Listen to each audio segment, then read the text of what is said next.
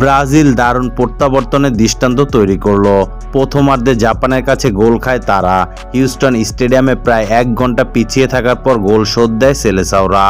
Match যখন অতিরিক্ত সময়ের দিকে গড়াচ্ছিল, যখন ইনজুরি টাইম শেষ হওয়ার আর 1 মিনিটও বাকি নেই, তখনই গ্যাব্রিয়েল চমকে দিলেন। তার 96তম মিনিটের গোলে 2-1 ব্যবধানে শেষ 32 ম্যাচ জিতল ব্রাজিল, পেল শেষ 16 টিকিট। হাইড্রেশন ব্রেকের পরপর জাপান ব্রাজিলকে গোল দেয়।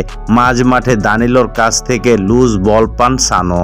তিনি ক্যাসিমিরোকে গতিতে পরাস্ত করতে এগিয়ে যান এবং বক্সের বাইরে থেকে ডান পায়ে শটে বল জালে জড়ান। বক্সের বাইরে থেকে নেয়া শটটি নিখুঁতভাবে পোস্টের নিচে বাম কোণ দিয়ে ভিতরে ঢুকে যায়। 29 মিনিটে 1-0 গোলে এগিয়ে যায় জাপান।